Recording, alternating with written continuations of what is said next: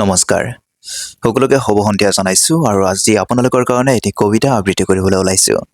মোৰ হাতত আছে বিশিষ্ট কবি কবিৰ আহমেদৰ এখনি কবিতা পুথি আৰু কবিতা পুথিৰ নাম যদি ঈশ্বৰ নাথাকিলেহেঁতেন আৰু এইখন কবিতা পুথিৰ মাজৰ পৰা এটি কবিতা আবৃত্তি কৰিবলৈ ওলাইছোঁ আৰু গতিকে আজি কবিতাটি আপোনালোকৰ কাৰণে আগবঢ়াইছোঁ, আবৃত্তি কৰিছোঁ, ভুল ত্ৰুটি মাৰ্জনা কৰিব। কবিতাৰ শিৰোনাম মিয়া। এসময়ত মোৰ কোনো উপনাম নাছিল। অসমীয়াইৰ বুকুত জনম লভি মই আছিলোঁ সহজ সৰল চহা অসমীয়া, এজন দায়িত্বশীল ভাৰতীয়। আচলতে মই এজন সাধাৰণ মানুহ, সহস্ৰজনৰ দৰেই এজন অতি সাধাৰণ মানুহ, এজন ভূমিহীন প্ৰান্তীয় খেতিয়ক। পাৰ্থক্য মাথো এটাই যে অসমৰ মুগাবৰণীয়া সাৰুৱা মাটিৰ লগত মোৰ গাৰ ছালৰ আছে অদ্ভুত মিল।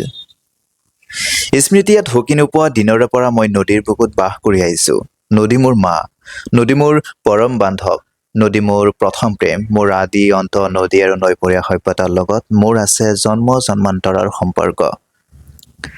বাৰ্মিছসকলে ৰোহিংগাসকলক কালাৰ্ছ বুলি মাতিছিল, বুজাইছিল অৰ্ধমানৱ অৰ্ধবন্য। বগা চাহাবসকলে নিগ্ৰোসকলক নিগাৰ বুলি মাতিছিল, বুজাইছিল ঘৃণনীয়। ঠিক তেনেদৰে অত্যন্ত ঘৃণা আৰু ভেদাভেদেৰে ইয়াতো মোক মিয়া বুলি মাতে। একাকাৰ কৰি দিয়ে মিয়া, নিগ্ৰো আৰু ৰোহিংগা। প্ৰথমতে মনত খুবেই দুখ পাইছিলোঁ, বিষ অনুভৱ কৰিছিলোঁ।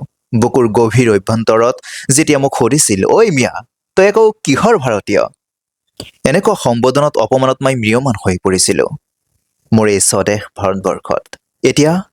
এতিয়া মই মোৰ মিয়া নামৰ সপক্ষে থিয় দিছোঁ। প্ৰসংগক্ৰমে জনাব বিচাৰোঁ যে মিয়া মানে নম্ৰ, ভদ্ৰ, অতিকৈ সন্মানীয়।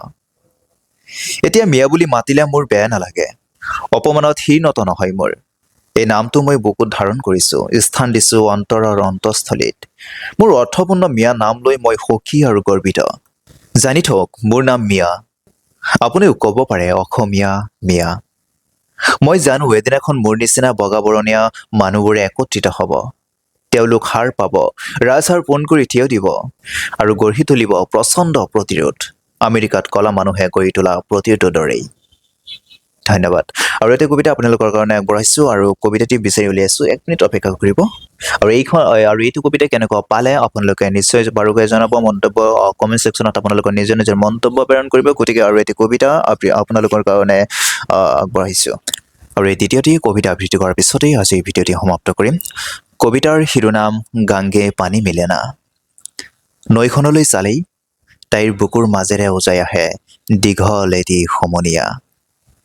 এদেও ধুদেওকৈ বুকুত আহি লংগৰ কৰে মন্থৰ গতিৰ আওপুৰণি এক পানী জাহাজ। বুকুৰ চোতালত সামখুৰি দি পৰহি মাছৰোকা চৰাই এটি কোনোন বিৰণি। কাণত বাজে সাৰেঙৰ সেই ৰিঙা ৰিঙা দীঘল চিঞৰ, গাংগে পানী মিলে না। মাজ নদীত পাকঘৰণি খোৱা সৌ ঠাইডোখৰতেই আছিল ঘৰখন। দিন ৰাতি কাটি কৰি নিজ হাতে বান্ধিছিল ভেটি আতমটোকাৰী। আগচোতালত ৰৈছিল লাও, জিকা, ভোল, পিছফালে ৰকমাৰি শাক পাচলিৰ বাৰী। সোণটিৰ পৰাশালী ভৰুণ পথাৰৰ হৈ সোণালী, কলৈ গ'ল হেঁপাহৰ হাত, মহ যুঁজৰ সেই পথাৰ, সকলোতে যেন থোপোন ধেমালি। এতিয়া ৰৈ উৰি আহে কেৱল পাতি কাউৰীৰ কৰ্কশ মাত, কাণত বাজে সাৰেঙৰ সেই ৰিঙা ৰিঙা দীঘল চিঞৰ, গাংগে পানী মিলে না। এপদ দুপদকৈ সকলোটি শেষ, চৌতকত অনা হাতৰ চৰি কাণ ফুলি নাক ফুলিটো গ'লগৈ। এতিয়া গাত আঠমহীয়া লেঠা, কাম বিচাৰি ঘৰৰ মানুহজন জিলালৈ যোৱা, তাৰ পৰাই নিৰুদ্দেশ হোৱা। সমনীয়া হৈ ওলাই আহে বুকুৰ মাজৰ সৰ্বগ্ৰাসী গৰাখহনীয়া। এদিন যি নদীয়ে দিছিল জীৱনৰ সকলো অৰ্থ, সকলো আশীৰ্বাদ, সেই নদীয়েই কাঢ়ি নিলে জীৱনৰ সকলো ৰং, জীয়াই থকাৰ মাদকতা। নিদাৰুণ সময়ৰ সাঁতোৰাত বিলীন হয় বুকুৰ সপোন, কাণত বাজে সাৰেঙৰ সেই ৰিঙা ৰিঙা দীঘল চিঞৰ, গাংগে পানী মিলে না।